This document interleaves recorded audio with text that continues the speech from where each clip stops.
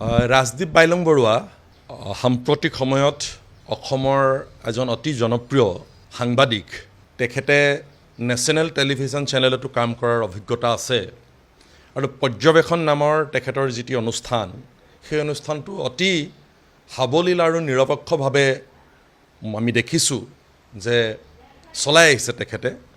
আৰু যোৱাকালি কংগ্ৰেছৰ বিধায়কগৰাকীয়ে যিটো আচৰণ কৰিলে, সেই আচৰণ অতিকে দুৰ্ভাগ্যজনক আৰু গৰিহণাৰ যোগ্য। ৰাজদীপ বাইলং বৰুৱাই মই দেখিছোঁ সঠিকভাৱে বিধায়কজনক এটি প্ৰশ্ন উত্থাপন কৰিছে। আৰু এই গোৱালপাৰাৰ পাইকান অঞ্চলৰ যিসকল ব্যক্তিৰ, যিসকল মানুহৰ যিবিলাক মানুহৰ উচ্ছেদ হৈছে, সেই উচ্ছেদ আজিৰ সাম্প্ৰতিক সময়ৰ যিখন বিজেপি চৰকাৰ, এই চৰকাৰখনে উচ্ছেদ কৰিছে ঠিকেই, তাৰ সমানে সমানে কিন্তু কংগ্ৰেছ চৰকাৰো 100% তাৰ কাৰণে দায়ী। কাৰণ যিবিলাক মানুহক উচ্ছেদ কৰা হৈছে, এই মানুহবিলাক কংগ্ৰেছৰ পৰম্পৰাগত ভোট বেংক।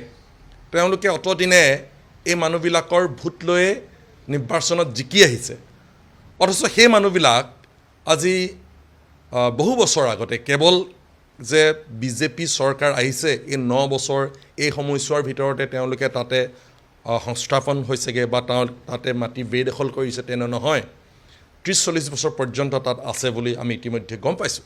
গতিকে ইমান দিনে সেই যিবিলাক বনাঞ্চল আছিল বা ফৰেষ্ট এৰিয়া আছিল, সেই এৰিয়াবিলাকত নিশ্চিতভাৱে এদিন এভেকশ্যন হ'লহেঁতেন।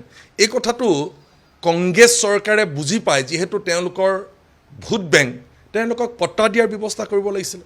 অন্যান্য ঠাইত তেওঁলোকক যিবিলাক ভূমিহীন মানুহ, তেওঁলোকক ভূমি আবণ্টন দিয়াৰ ব্যৱস্থা কৰিব লাগিছিলে।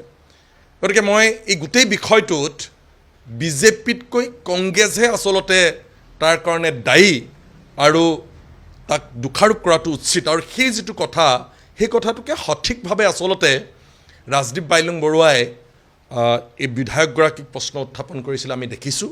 কাৰণ এই গোটেইখন অৱশ্যে চৰকাৰখনে এটা কথা ঠিক, যিবিলাক ভূমিহীন ব্যক্তি প্ৰকৃতপক্ষে ভাৰতীয় নাগৰিক, তেওঁলোকক ভূমি আবণ্টন দিয়াৰ ব্যৱস্থা কৰিব লাগে। এই কথাখিনিও আমি অসম জাতীয়তাবাদী যুৱ ছাত্ৰ পৰিষদে কৈছোঁ।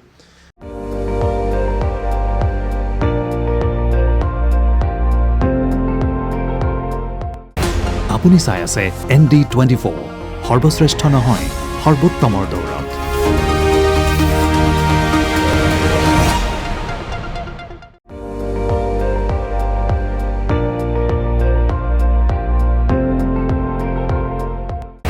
আপুনি চাই আছে ND24, সৰ্বশ্ৰেষ্ঠ নহয়, সৰ্বোত্তমৰ দৌৰত।